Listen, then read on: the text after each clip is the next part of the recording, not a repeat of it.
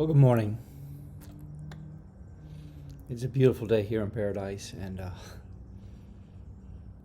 I've been really pondering a few things. It started when I was thinking about the wealth of Solomon and how incredibly wealthy he was. Some say the wealthiest man that has ever lived. But there was one who came after him that made Solomon's wealth look like a speck of dust. You see, Jesus, when he came to this earth, people say, well, he was poor. But I want you to think about something. He wasn't poor, but I want you to think about something. I don't care how much money you've got. If you're going to go to Alaska for a trip to the wilderness, a hunting trip, a camping trip, fishing trip, do you bring your Rolls Royce, your Bentley? Do you bring wads of cash, piles of gold bullion? You leave all that behind. You leave it back where you're from. You take with you what you need. Now, sure, some may travel more comfortably. They may have nicer ski wear or better hiking boots or something like that. Hear those birds? But if you were to meet them in the woods, you may not know they're really wealthy, but they do, because they know where they came from. You see, Solomon, he built with stone and wood. He decorated with gold, but he pretty much built with wood and stone. And it was beautiful. But Jesus, you see, he built something different. He built a city. Now catch this. He built a city with walls of jasper. So what's jasper? Jasper is like a crystal. It kind of captures light. It's a beautiful, especially at that time. They kind of describe it differently these days, but in that time, what they meant by jasper was something that was luminescent, if you will. So imagine walls like that. And you see, today, we think it's beautiful when they build with concrete and rebar, steel, and use that for like foundations. But do you know what Jesus used for foundations? Foundation stones for the wall? A wall. The Bible says that the foundation stones that Jesus used, read about it in Revelation, were emeralds, sapphires, amethyst. Can you imagine? Those are just like foundation stones. Amazing. So when Jesus came to this earth, he wasn't a pauper looking for a handout. The earth is the Lord's and the fullness thereof. He owned it all. He didn't need to build a house, an apartment complex, a hotel, a business. He already owned everything. He had a different mission. He came to seek and to save that which was lost. You want to talk about wealth? Suppose you wanted to buy a bottle of fine wine. I'm using that as an example because Jesus, when asked, turned about a 30-gallon container of water into fine wine in an instant. Wow. That would be in today's money, depending on how fine the wine was, I guess. Hundreds, if not thousands of dollars. Just there you go, fine wine. Because it was, I think, 30 gallons, something like that. It was a lot. And so, if you have the ability to turn water into wine, or to take a boy's lunch, pray over it, and feed 5,000 men and women and children, probably 20,000 people in all. Like, try it sometime. Try buying lunch for people at the football game.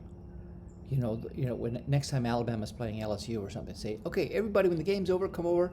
I'm going to buy you all a nice lunch. We're going to have fish. We're going to have seafood.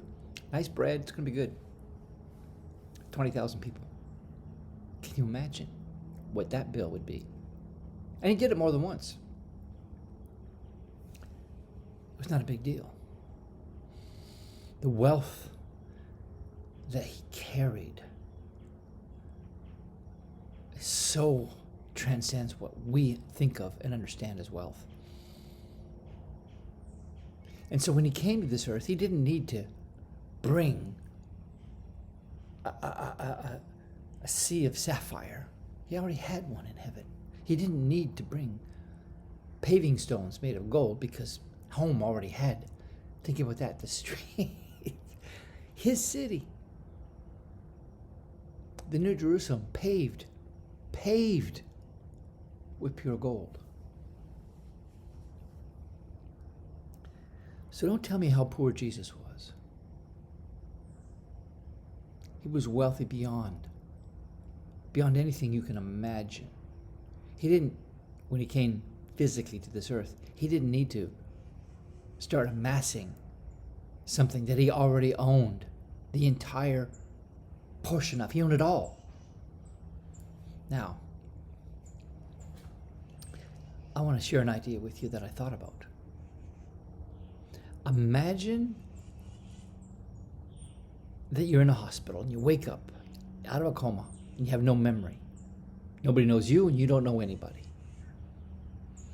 And so you're sent to a place called Fantasy Island. Now, I've heard that term before and I don't know what it means to other people, but what I mean by it is this. It's a place where everyone goes. Everyone.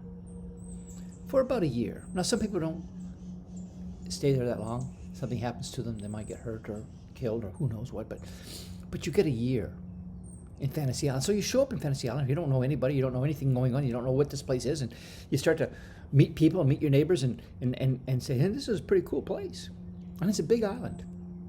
I mean, it's got business, it's got enterprise, it's got high rises, it's got casinos, it's got ski resorts, it's got churches. It's like, this is a pretty interesting place. I kind of like it. But you're told you're only going to be there for about a year. But people ignore that. They think, well, you know what? Let me see if I can do some business deals and I want to own that apartment complex. I want to own that office tower. I want to own something else. I want gold. I want this and that. I want a big diamond. Cars. They're all there. And so some of the people that are there for that year, they do everything they can in that 12-month period. It's about 12 months. It's not exact. And they do everything they possibly can to get as much of that as they possibly can, sort of deeded over to them, knowing but ignoring that in about a year, when they leave the island, they can take nothing with them.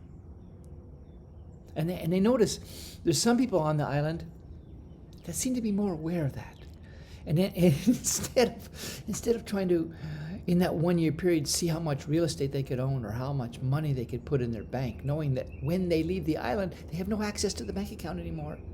They get none. It goes to somebody else. Maybe somebody they don't even know. Maybe the bank.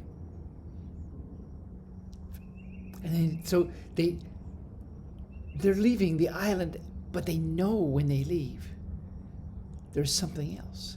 And so some of them, they use their efforts to do good, to be generous. they're kind of sending it on ahead. Because when they give, and they do it, here's a crazy thing. As much as possible, they do it anonymously, discreetly, not letting the left hand know what the right hand is doing. And they do this, and sometimes they find themselves during that year, amazing things happen. Some of them, during that year that they're on the island, their generosity seems to have paid off in spades because people started pushing back into their lives, into their bosom, if you will. 100-fold return, it seemed like. Like what they were experiencing was they were giving, but somehow word got out. It's hard to explain, but it was given back to them, good measure, pressed down, shaken together, and running over. Men were pushing into their life, and they said, "But wait, I can't keep it here." So they give it away again, and it gets bigger and bigger. But they know they're not going to keep it. They know they can't keep it. They know that they're leaving the island, and when the year is drawing to a close, and they don't know exactly what day. They just know it's about a year. They know that, okay, it's coming up soon. I can't take any of this with me. And what they've been doing is sending it ahead. For where your treasure is, there your heart will be also. And their treasure wasn't on the island because they knew they'd be leaving the island in about a year. And then it's 6 months, and then it's 3 months, and then it's 3 weeks. And just when they thought they had 3 weeks left, their ride came and said, "No, today's the day. You're off the island." And you say, "Well, let me pack my stuff." No, you can't pack anything. But I've got all these clothes, and I've got all these possessions, and I've got all these things. And yeah. No, you don't have them. They're not yours. They never were. You had an opportunity, and now you don't. Let's go. And this earth, this life, is kind of like that.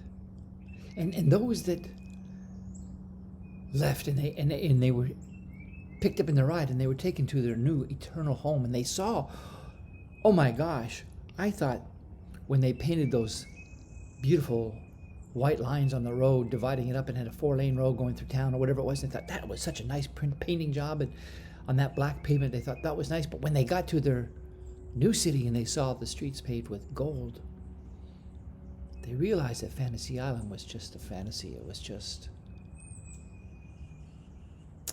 squalor. And they wondered why so many people who should have known better acted as if that was the place to be, knowing that no one has ever stayed there longer than about a year. Ever. So, I want you to think about that, because life is like that. We have 70, 80 years. Some people go 90, 100. Others are hoping for 120.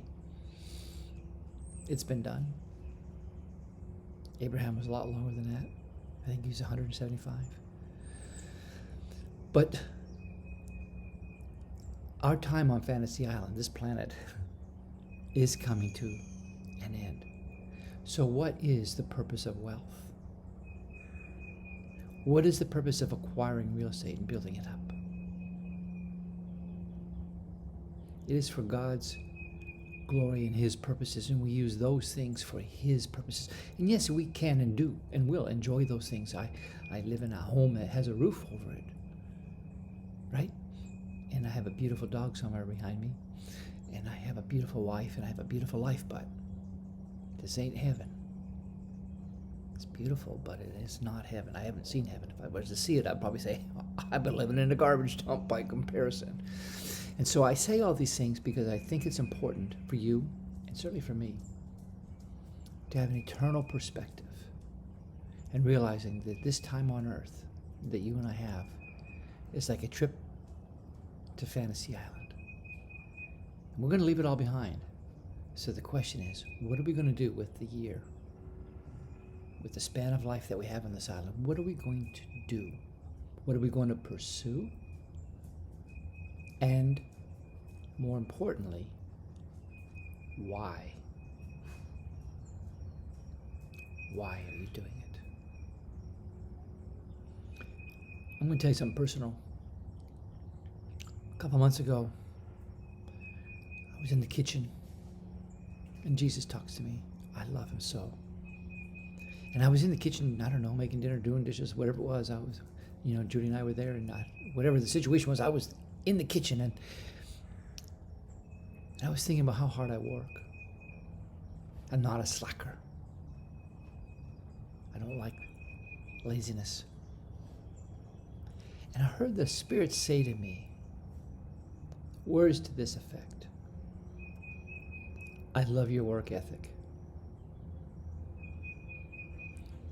It's the why that I want you to think about. In other words, it's great that you're working hard, but why? What moves you? What motivates you? Why are you working hard? What's the real why? Not, I'm working so hard for this dream because I want to get a dream house on Fantasy Island. Are you kidding me? You're going to be leaving it in a few months. A few weeks, maybe. Some people in a few hours. They thought they were there for a year, but that didn't work out that way. They only were there for like 6 weeks, and boom, they were gone. Something happened. You see, it's not a guarantee that you'll be there the whole year. Some people get a little longer. Some people get a lot shorter. But on average, it's about a year. And so, why? What is the why? What is your why? Is it all about what can happen for you in the year that you're on Fantasy Island? Or do you have an eternal view, a glimpse of God's purposes? Jesus didn't care what people thought about his, is he poor, is he rich? Are you kidding me? Are you ignorant? As somebody said, give me an ignorant break. When you own everything, you don't strive to get it. You already have it. Anyways, those are my thoughts for today. Wanted to share them with you. It's May. I think it's the 22nd. 2023. Hope these words help you and encourage you. Love and blessings to you all. God bless.